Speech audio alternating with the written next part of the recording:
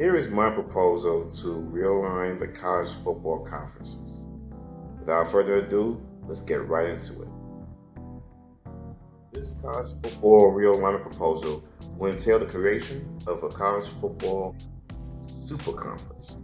The Superconference would feature 6 divisions: an Eastern Division, an Atlantic Division, a Midwest Division, a Southeast Division, a Pacific Division, and a Western Division. Each one of these divisions will feature an upper league and a lower league.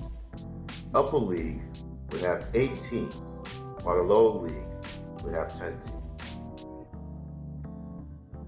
The Eastern Division's upper league would feature Maryland, Penn State, Pittsburgh, Rutgers, Syracuse, Virginia, Virginia Tech, and West Virginia, while its lower league would feature Army, Boston College, Buffalo, UConn, Delaware, James Madison, Marshall, UMass, Navy, and Temple.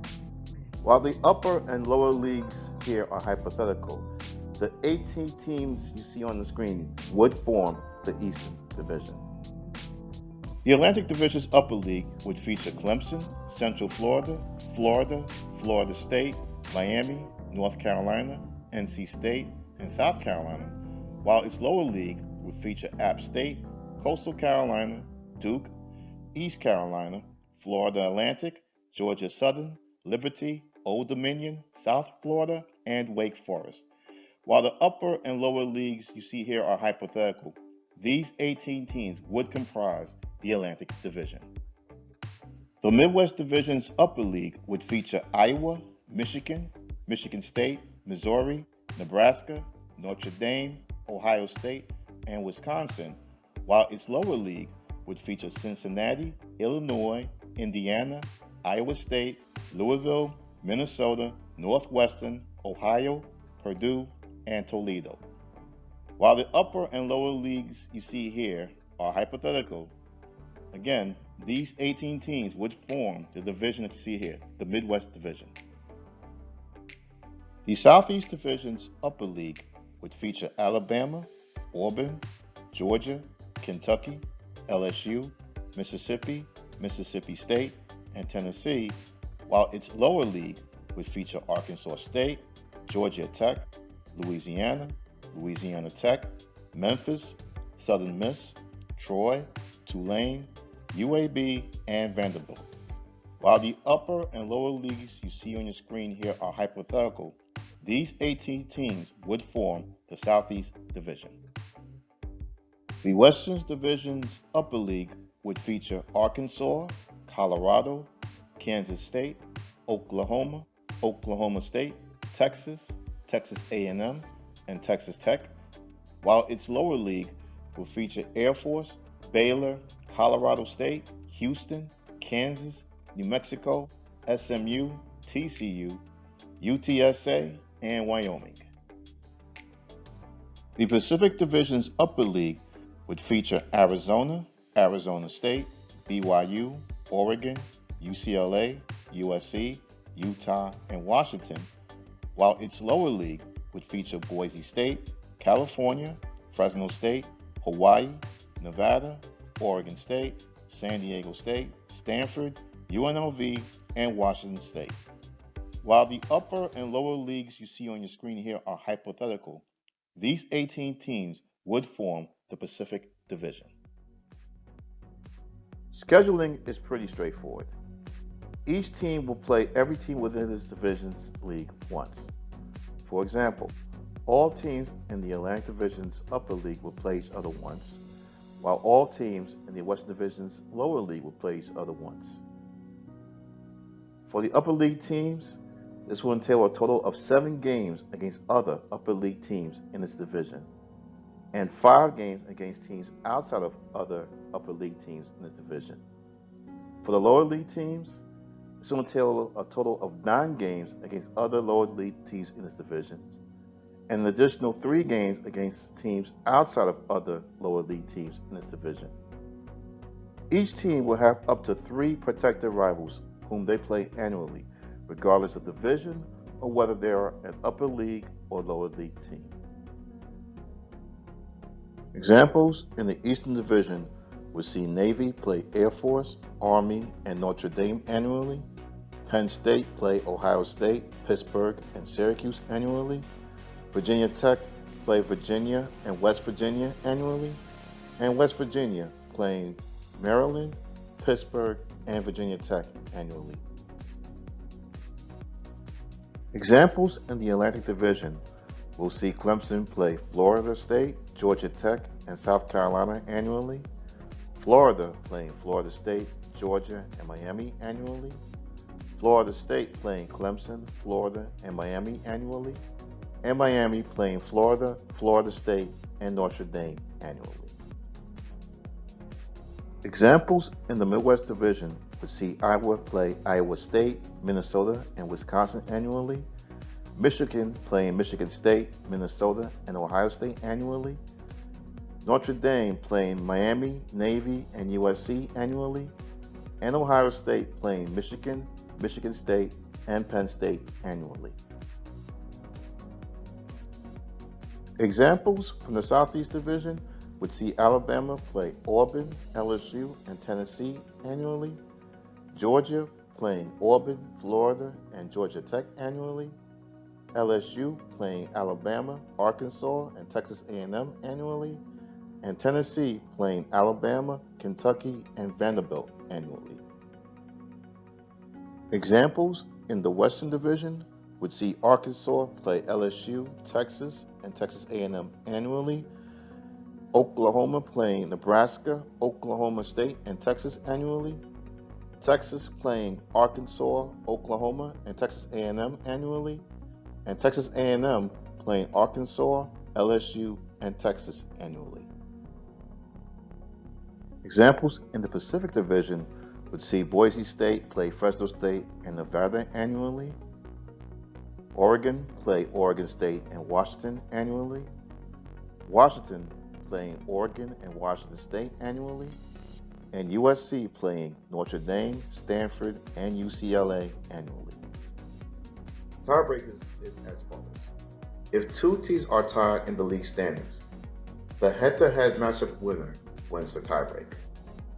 If three or more teams are tied in the league standings, tiebreakers are in the following order. The head-to-head records between tied teams. The total points differential in games between the tied teams. The total points scored in games between the tied teams. The total points differential within divisional league play. The total points scored within divisional league play. And finally, the coin flip. So in essence, this encourages running up the score. This encourages blowing opponents out, because you never know when that could play in a tiebreaker. Promotion and relegation will be a feature of this Superconference. The team that finishes last in its upper league division is relegated to its corresponding division's lower league the following seasons. 6 teams in total will share this fate. The team that finishes first in its lower league division is promoted to its corresponding division's upper league the following seasons. 6 teams in total will share this reward. So, for example, if Maryland finishes last in the upper league of the Eastern Division, its next season will see it play in the lower league of the Eastern Division. The college football playoff format will not be radically different from what is seen today. It will still feature 12 teams, which are the following: the 6 divisional upper league champions, the 5 highest ranked upper league non-champions, and the highest ranked lower league champions. Seedings for the teams are as follows. Seeds 1 through 6 are the 6 divisional champions who are seeded based on final rankings. Seeds 7 through 11 are the 5 non-champions who are seeded based on final rankings. And the 12th seed is the highest ranked lower league champions. As stated before, the playoff format will be nearly identical to the format first implemented in the 2024 college football playoffs. Differences are the following. The quarterfinals would also be at the home of the higher seeds. Seeds 1 through 4 would host a quarterfinal game. The semifinals and finals alone will be hosted by bowls. So, in short, the first 2 rounds of the playoffs will be hosted by the higher seeds, while the last 2 rounds of the playoffs will be hosted by bowls. Under this college football playoff format, the Cotton, Fiesta, Orange, Peach, Rose, and Sugar Bowls will host the semifinals or championship on a biannual basis. The Orange, Sugar, and Fiesta Bowl will host either a semifinal game or the championship during odd-number years, while the Peach, Cotton, and Rose Bowls will host either a semifinal game or the championship during even-number years. Each one of these 6 bowls would host a championship once every 6 years. In seasons where these bowls are not hosting a playoff game, the Orange Bowl or Peach Bowl would feature the highest placed Atlantic Upper League non-playoff team versus the highest placed Eastern Upper League non-playoff team. The Cotton or Sugar Bowl would feature the highest placed Southeast Upper League non-playoff team versus the highest placed Western Upper League non-playoff team, while the Fiesta or Rose Bowl will feature the highest placed Midwest Upper League non-playoff team versus the highest placed Pacific Upper League non-playoff team. Other bowls will take on increased importance. Alamo Bowl will feature the Southeast Lower League champion versus the Western Lower League champion. The Holiday Bowl will feature the Atlantic Lower League champion versus the Pacific Lower League champion. And the Las Vegas Bowl will feature the Eastern Lower League champion versus the Midwest Lower League champion. Now note that one of these 6 teams, based on the format we discussed thus far, would qualify for the playoffs.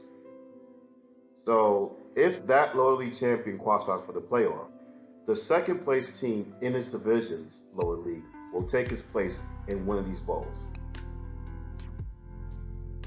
Revenue sharing is as follows. For the upper league teams, 55% of all shared television revenue received by the Superconference will be split evenly among its 48 teams. For the lower league teams, 45% of all of the Superconference's shared television revenue will be split evenly by its 60 teams. So essentially, the upper league teams will get a greater cut of the TV revenue than their lower league counterparts. Gate revenue will be split in the following manner. For 2 participating teams where there is a home team and an away team, 75% of the revenue would be for the home team, while 25% would be for the away team. For neutral site games, such as Texas versus Oklahoma or Texas A&M versus Arkansas, gate revenue is split 50-50 among the participating teams. There are many benefits of implementing this format. For one thing, we will see decreased travel for student athletes. No longer will we see athletes traveling from California to Massachusetts to play a conference game annually. Also, we will see a preservation of long-standing rivalries. Rivalries such as Ohio State versus Michigan, Alabama versus Auburn, and Texas versus Texas A&M will be preserved. Additionally, long dormant rivalries such as Nebraska versus Oklahoma, Pittsburgh versus West Virginia, and Penn State versus Syracuse will be rekindled under this format. A third benefit is that regional conferences will be reestablished in the form of these divisions.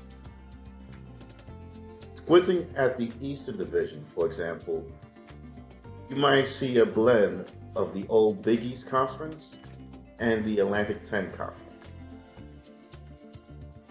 The Southeast Division would see Georgia Tech and Tulane rejoining their old SEC rivals. The Western Division would see old Big 8 and Southwest Conference rivals reunited, and have a few Mountain West teams thrown in for good measure. There are other benefits of this college football season format. For one, promotion and relegation adds increased stakes to games for teams, which may otherwise not be significant. Second, the Superconference is not a select group of teams from a handful of states, but actually covers most states in the USA. Only 8 of the 50 states are not represented in it, and none of these states currently feature FBS football. Third, the Superconference features a form of the rumored proposed Superconference that we have seen in its upper leagues. So you look across the board at the 48 teams within the 6 divisions upper leagues, you will see 48 of the best college football programs in the U.S. All right, that is all that I have. Now it's time for your thoughts and comments. Enjoy the rest of your day, and stay safe out there.